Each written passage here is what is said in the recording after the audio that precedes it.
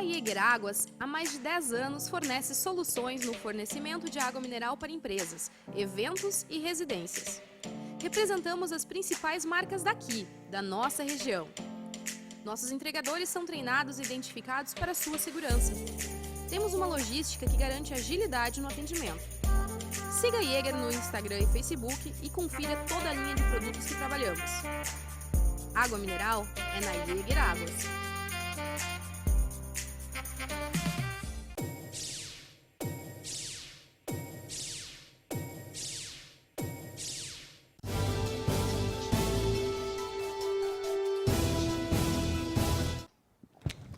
Olá, boa noite! São 6 horas e 31 minutos, 6 e 31 desta segunda-feira, 26 de agosto de 2019. Estamos juntos a partir de agora, porque o endereço é aqui, o endereço da informação que é ágil, responsável e sempre perto de vocês, Dudu News ao vivo, porque aqui, meus amigos, a informação nunca para. E vamos conferir os destaques da edição de hoje.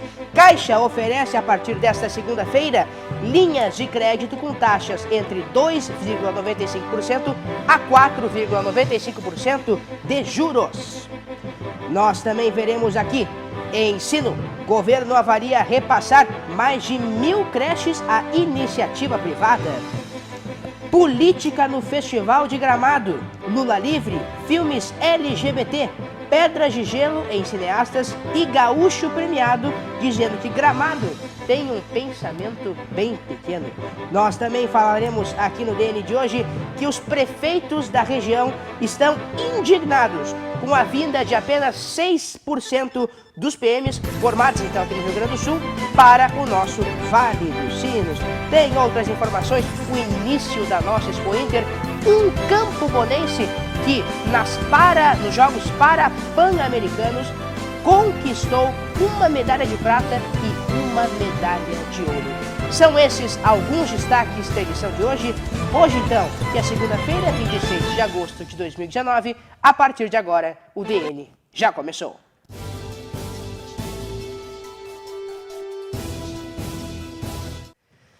É isso mesmo, são 6 horas e 33 minutos, 6 e 33. Seja muito bem-vindo ao nosso Dudu News, que já está começando ao vivo para você. E olha só, a gente começa essa edição falando sobre a Caixa Econômica Federal, que a partir de hoje oferece linhas de crédito com taxas entre 2,95% a 4,95% de juros ao mês. A Caixa Econômica Federal passa a oferecer, nesta segunda-feira, a nova linha de crédito imobiliário, que será indexada ao IPCA, com taxas variando de 2,95% a 4,95% ao ano. Perdão, corrigindo a informação. Para esses contratos, a atualização monetária será feita por meio do IPCA e não mais pela taxa referencial utilizada nos contratos mais antigos. Hoje, as taxas dos contratos da Caixa indexados à TR possuem juros variando de 8,30% a 9,95% ao ano, citou o presidente Pedro Guimarães. Ele disse: vamos manter linhas atuais e vamos oferecer linha nova com o IPCA. Segundo ele, com a adoção do IPCA, haverá queda de 35% do valor da prestação no caso de um financiamento com taxa mais cara, 4,95%. Isso na comparação com os contratos tradicionais ligados à TR. No caso de contratos com taxa mais barata, 2,95%, a queda no valor da prestação foi estimada em 51%. Acreditamos que a linha corrigida pelo IPCA é o futuro, complementou Guimarães. De acordo com o banco, os contratos com financiamento indexado ao IPCA serão aplicados em novos contratos no sistema financeiro imobiliário e no sistema financeiro de habitação. Os contratos indexados ao IPCA terão prazo de 360 meses e financiamento máximo de 80%. Vamos às imagens que nós temos aí no nosso telão? Então, uma informação muito boa que, olha, na visão dos brasileiros nesse momento, é uma informação muito boa, né? Porque é uma baixa em relação aos juros. Os juros eram altíssimos. A gente sabe que juro de banco é aquela coisa, nossa, juro de banco é uma coisa alta, todo mundo diz isso. E a Caixa, né, a partir do presidente Bolsonaro, então decide reduzir esses juros. Uma informação extremamente boa, principalmente para aquelas pessoas que precisam do financiamento imobiliário, né? As taxas estão mais baixas. Informação muito boa vindo da Caixa Econômica Federal em relação, então, aos financiamentos imobiliários. Olha só, gente, seguindo aqui com as pautas do dia, porque o governo federal avalia repassar mais de 1.000 creches à iniciativa privada. A medida pode ser adotada devido à falta de recursos públicos para finalizar esses empreendimentos. Vamos às imagens. O governo estuda conceder à iniciativa privada um portfólio de mais de 1.000 creches cujas obras não estão finalizadas. Alisson, as imagens para mim na tela das creches, por favor, então. Olha só, em entrevista ao Estadão, a secretária especial do Programa de Parcerias de Investimentos, Marta Seiler, explicou que, na falta de recursos públicos para finalizar esses empreendimentos, a ideia é atrair um parceiro para acabar as obras, tocar a operação das creches e ofertar as vagas. Caberia ao governo comprar parte dessas vagas como compensação aos investimentos feitos e redistribuí-las à sociedade.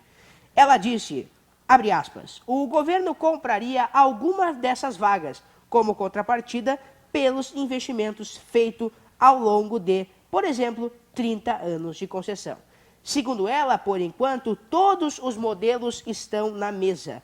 A empresa privada poderia tanto vender 100% das vagas ao governo ou apenas parte delas, colocando as demais no mercado.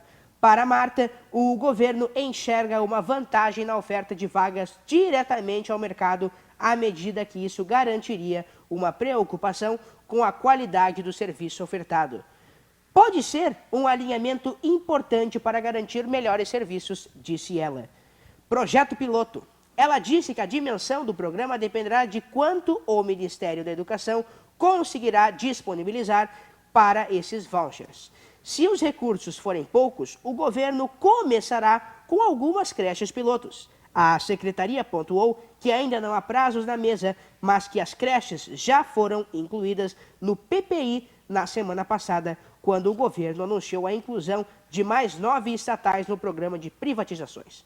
A ideia é mapear a situação de cada uma delas e então decidir se organizará as concessões por estado ou em blocos. A gente quer entregar o máximo possível de unidades nos próximos anos, afirmou ela. A secretária ainda destacou que a decisão do governo não tem relação com um possível problema gerencial nas creches públicas, mas por uma avaliação de custo de oportunidade à medida que essas obras estão paradas e não há recurso para terminá-las.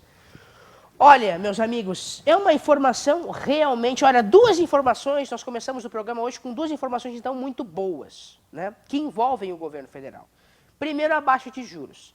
E agora eu trago essa informação que o governo avalia passar para a iniciativa privada mais de 1.000 creches. Isso é muito bom, porque enquanto o governo federal não tem verba para custear o término de uma creche, cabe à iniciativa privada fazer isso. E eu concordo totalmente que essas creches têm que ser passadas para a iniciativa privada. Se o governo vê que hoje ele não tem recursos para terminá-las, vamos passar para a mão de outra pessoa que pode cuidar muito melhor disso que a gente. Uma decisão muito ágil do governo federal em relação a isso. Realmente, o governo está de parabéns em relação a essa decisão. Isso já é esperado, já era esperado, e a gente pode ver que, se for para melhorar o ensino público, com certeza essas oportunidades estão de portas abertas. Bom, meus amigos, são 6h40, 6 horas mais 40 minutinhos deste final de tarde. Olha só. A gente teve, então, dos dias, na verdade, 16 de agosto a 24 de agosto, então, o Festival de Cinema de Gramado. Mas este festival ficou marcado, então, pelas ações que foram realizadas dentro dele em relação à política nacional.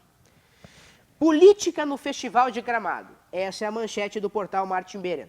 Lula livre, filmes LGBT, pedras de gelo em cineastas gaúchos e um premiado dizendo que Gramado tem um pensamento bem pequeno. A 47ª edição do Festival de Cinema de Gramado se encerrou com um forte ativismo político do meio cinematográfico. Na noite deste sábado foram conhecidos os filmes vencedores do 47º Festival de Cinema de Gramado. Conforme já divulgado, então, o filme vencedor foi o longa brasileiro Pacarrete, levando 8 quiquitos para casa. Além dos elogios aos filmes concorrentes, a 40ª edição foi uma das mais políticas do quase cinquentenário evento cinematográfico. O alvo de muitos ataques e recados foi o presidente da República, Jair Bolsonaro, do PSL. Em julho deste ano, o presidente afirmou que, se o governo não puder impor algum filtro nas produções audiovisuais brasileiras, por meio da Agência Nacional do Cinema, Ancine, ele instituirá a agência. No centro da polêmica estão filmes com temática LGBT e questões de gênero que, segundo Bolsonaro, podem ser realizados, mas sem recurso público.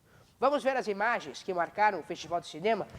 Olha só, seguindo com a notícia, vinculada ao Ministério da Cidadania, que tem à frente o gaúcho Osmar Terra, a Ancine é uma agência reguladora que tem como atribuições, o fomento, a regulação e a fiscalização do mercado do cinema audiovisual e do Brasil. Bom, vamos então analisar os registros que foram feitos neste festival. Vamos lá. No palco, para apresentar o filme Bacurau, em sua primeira exibição pública em solo brasileiro, o diretor Kleber Mendonça Filho convocou o elenco e equipe técnica do filme a se identificarem, pedindo respeito e destacando o número de brasileiros que têm emprego neste setor. Um grupo de profissionais ligados ao cinema gaúcho atravessou o tapete da rua coberta de Gramado, empunhando cartazes de filmes brasileiros e entoando um grito de guerra pelo cinema, pela cultura, por uma arte livre e sem censura. Antes da exibição do longa Veneza, o ator e diretor Miguel Falabella leu um manifesto em defesa do cinema brasileiro, assinado pela organização do Festival de Gramado e mais 63 associações e entidades ligadas à área, espalhadas então essas por todo o país. Durante a semana, um grupo de cineastas desfilou no tapete vermelho com cartazes de Lula livre, entre outros com teor político. E isso segue, né? Segue com várias coisas. A gente tem fotos, então, sobre essas manifestações LGBT, né? Os vencedores com o filme, então, que venceu, o grande, né, vencedor do festival, Pacarrete, subiram ao palco com manifestações pró-LGBT, dentre outras coisas que aconteceram, né? Várias coisas que mostram que cada vez mais o Festival de Gramado está ligado à política. Eu vou fazer um relato pessoal meu aqui. Volta para mim, Alisson, por favor. Há cerca de 2, 3 anos atrás, era um prazer para mim ligar a TV sábado à noite, né, esse sábado tão especial, que é o final do Festival de Cinema de Gramado, e assistir a grande final. Assistir quem seria o grande vencedor. Mas hoje não é mais possível isso. Claro que arte sempre é uma manifestação política. Uma arte mostra um problema, mas artistas, todos, indo ao palco com manifestações políticas, isso não dá. Enche o saco. Enche literalmente o saco. Porque você tem um festival, e durante todo esse festival, durante todas as apresentações, na maioria delas, claro, manifestações políticas contra ou pró alguma pessoa, isso não dá. É chato. E parece que cada vez mais o festival, a organização do festival é mais partidária a cada ano. Não dá. A organização não percebeu que isso é chato, que isso estraga a imagem do Festival Nacional de Cinema de Gramado? Olha, meus amigos, eu tinha esse prazer, mas hoje eu não tenho mais. Não é porque eles fizeram críticas ao Bolsonaro ou apoios a Lula livre que eu deixei de assistir. Não. Mas porque as mobilizações políticas são cada vez maiores. Cada ano essas movimentações políticas aumentam. E isso encheu o saco, para mim, pelo menos.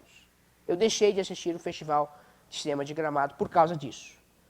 E eu acho que seria muito legal, da parte da organização, refletir e pensar. Não censurar, mas pensar que tem muitas pessoas que deixaram de assistir o festival por conta disso, por conta das movimentações, das mobilizações políticas.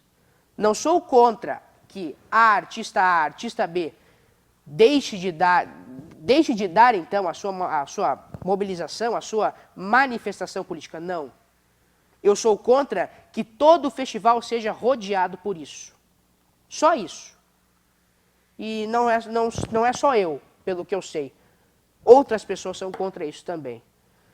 Eu acho que a gente deveria se inspirar um pouco mais e olhar para isso.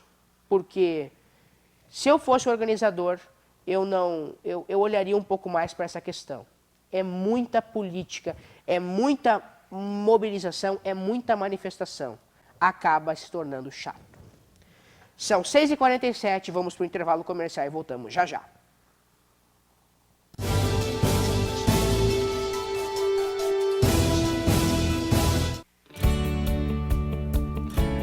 A Scala é uma empresa que presta serviços de venda de suprimentos, venda de equipamentos para escritório, a manutenção e o serviço de locação de equipamentos. O nosso diferencial é, toda vez que tiver necessidade de recolher o equipamento, nós emprestamos um sem custo e nós não cobramos o orçamento.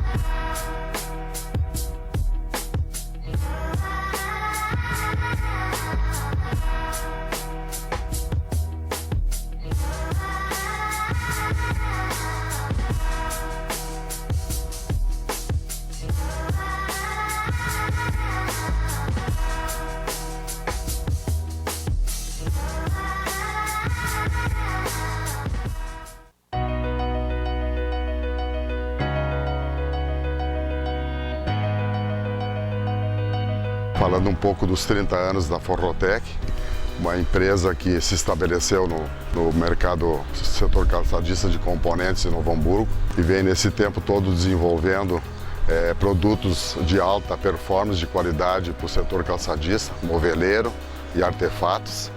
Claro que isso tudo devemos às parcerias, à fidelidade, ao nosso trabalho, não só dos nossos clientes, como os nossos companheiros, nossos parceiros, nossos funcionários que hoje estão com a Forrotec.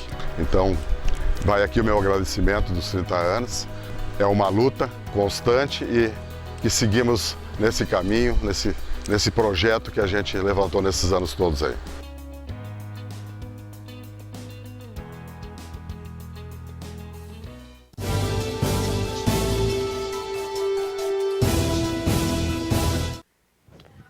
Bom, são 6h49, 6h49.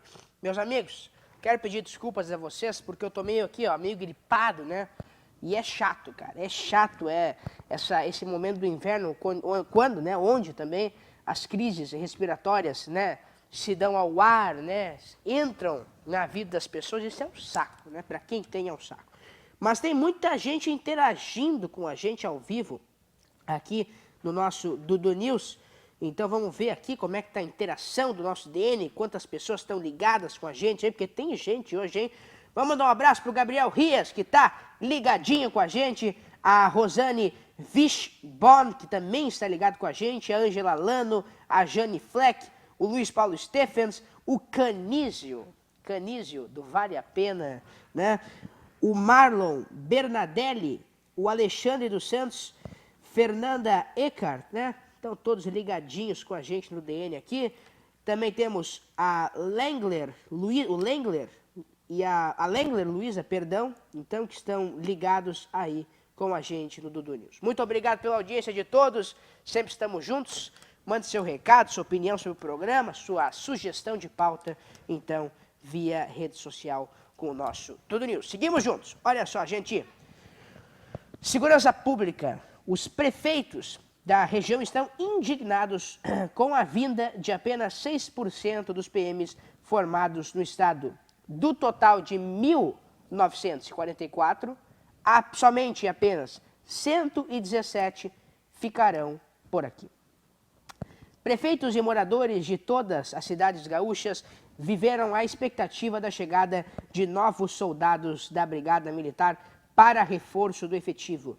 Passado quase um mês do início das formaturas dos 1.944 novos policiais militares, os batalhões vêm recebendo o que lhe cabe do efetivo, mediante estratégia definida pela corporação. Na região de circulação do Jornal NH, são 117 brigadianos, número aquém da expectativa de gestores públicos municipais. Confirmando que o próprio governo do Estado havia antecipado, as chamadas cidades prioritárias, as 18 mais violentas no levantamento do programa RS Seguro, ficaram com o maior número de brigadianos desta leva. No recorte utilizado pela reportagem, Novo Hamburgo e São Leopoldo, que estão entre os municípios, foram contemplados com o maior número de policiais da região. As duas cidades receberam 36 e 18 soldados da BM, respectivamente, 46% do total distribuído entre os 44 municípios.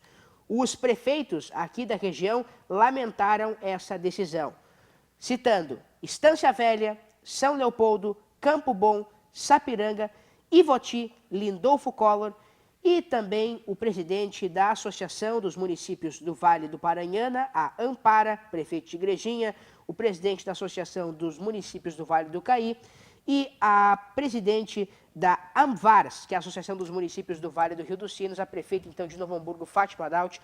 Todos esses lamentaram essa decisão do Estado do Rio Grande do Sul em dar apenas 6% dos PMs formados aqui para essa região tão importante para o desenvolvimento estadual. E que aqui também a segurança pública tem seus grandes problemas. 6 horas mais 53 minutos, vou me abaixar um pouquinho aqui, tá?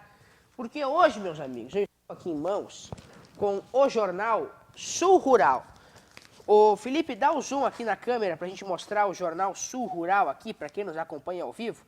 O jornal lá da Expo Inter. Aqui, acho que o Felipe vai dar um zoom aí para nós, olha aí. Jornal Sul Rural, que legal, hein? Zoom aí nessa câmera.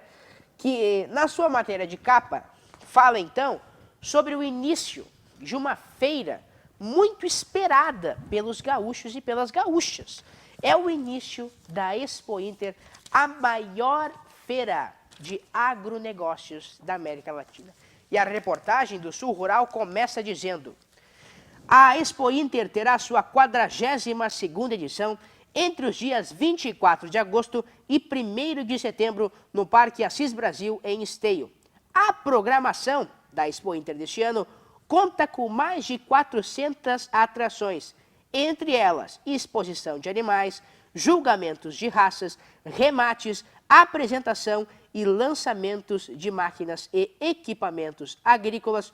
Além disso, eventos de inovação, shows tradicionalistas, pavilhão de agroindústrias, oficinas técnicas e debates políticos. A expectativa é superar o público do ano passado, de 370 mil pessoas, e encaminhar mais de 2,3 bilhões em negócios. Para o presidente do sistema Farsul, Gedeão Pereira, a maior feira agropecuária do Estado é uma oportunidade para reforçar a importância do setor, trocar experiências e celebrar a vida no campo. A ministra da Agricultura, Tereza Cristina, e possivelmente o presidente Bolsonaro também gostaram da novidade da Expo Inter esse ano, que é a superação de público e de renda. Mas vamos falar também um pouco das fotos que a gente tem aí. Pode botar no telão as fotos da Expo Inter, essas primeiras fotos que nós temos? Olha só uma imagem aérea da Expo Inter, que esse ano teve 3.975 animais de argola inscritos. Então, 6,4% a menos que o ano passado.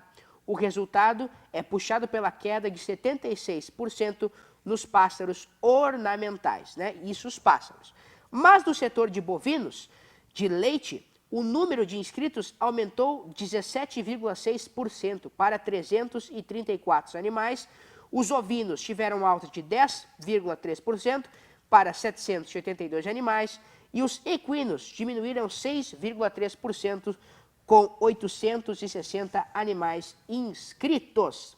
E olha só, neste primeiro dia da Expo Inter, o pavilhão da agroindústria familiar, a agricultura familiar, superou em 51,19% as vendas no primeiro dia de Expo Inter. Em 2018, os produtores obtiveram um crescimento de 40,3% em relação ao ano anterior, 2017, alcançando a marca de 4 milhões de reais em negócios. E esse ano, então, nós tivemos um aumento de 51,19% perante ao valor do ano passado, no primeiro dia, da agricultura familiar, que era a marca de 4 milhões de reais. Que legal! Então, são algumas informações que vêm da Expo Inter. Então, o Parque Estadual de Exposições Assis Brasil, que abriga a Expo Inter, fica localizado no quilômetro 13 da BR-116, entrada lateral. A abertura dos portões acontece às 9 horas e os ingressos de pedestre custam R$ 13 e podem, então, ser adquiridos nas bilheterias do parque ou nas seguintes estações da Transurb, Mercado Público, Porto Alegre, Canoas La Salle e São Leopoldo. Estudantes e idosos, pagam meia entrada, então R$ 6 o valor da meia entrada. O estacionamento local custa R$ 32.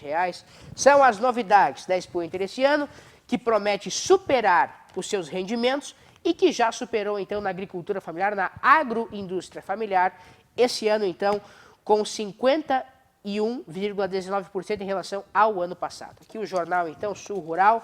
Bota a câmera aqui de novo para a gente mostrar que legal o jornal Sul Rural. Legal essa câmera aí, que mostrou, então, o jornal Sul Rural. Esse ano também temos aqui outras novidades. Vamos já mostrar, né, 6 horas mais 58 minutos, antes de encerrarmos essa edição. Aqui, ó, o livro do leilão Casa Branca, que acontece dia 7 de setembro, lá no final da Expo Inter, né?